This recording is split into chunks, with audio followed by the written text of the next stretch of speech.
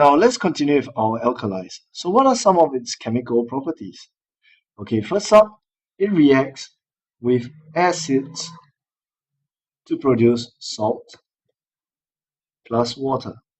So you have actually seen this in a reaction of acid also. It talks about acid reacting with alkali to give you salt and water. So some example of equation. Okay, we actually have a general word equation, which is your alkali plus acid gives us, sorry, let's make this nicer, gives us salt plus water. This is the general word equation. Okay, let me write it more further in detail.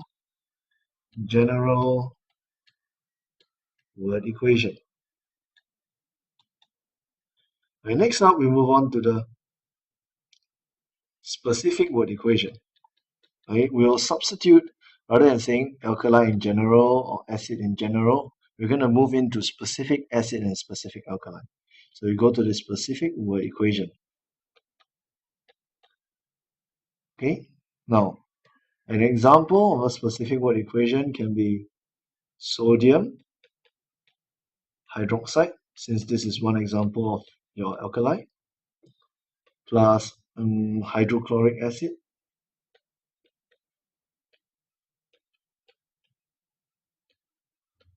okay. The salt that it will produce is made up of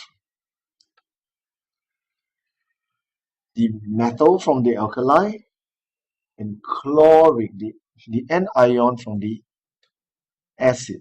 So in this case, it will be a sodium. Okay, when I said chloric, actually refers to your chlorine atom, but in this case, it's an ion, so it's actually a sodium chloride plus water. Okay, how does the next part, we're going to move into the chemical equation. Okay, chemical equation, which is balanced.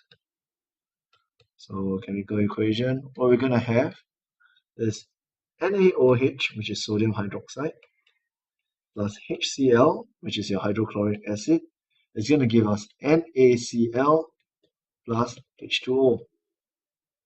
Okay, so you're just going to get this Na here, so is the metal of the cation of the alkali and the anion of the acid, and you put them together and you get NaCl, which is your salt.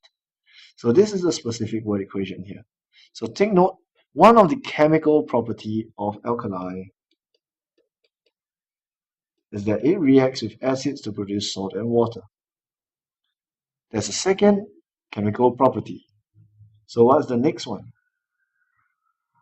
So the next chemical property is that it reacts with ammonium salt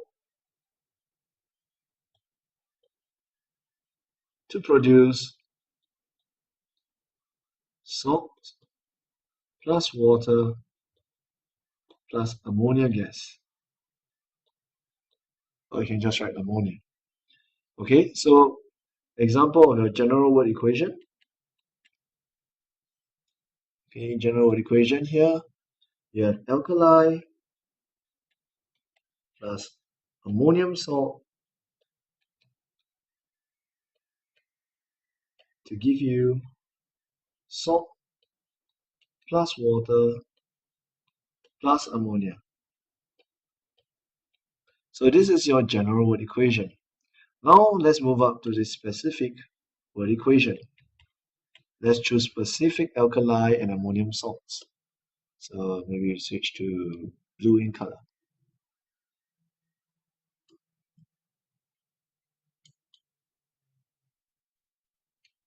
In this case, we use potassium hydroxide. Let's try a different alkali. So potassium hydroxide plus ammonium salt. So take note, salts are any chloride, nitrates, or sulfates. So in this case, we use ammonium nitrate. Okay, we use ammonium nitrate. So plus ammonium nitrate, it will give us potassium nitrate plus water plus ammonia. Okay, so this is the specific word equation. Now let's move to look at how the chemical equation looks like. And how does the chemical equation look like? So it is potassium hydroxide plus ammonium nitrate. It gives me potassium nitrate plus water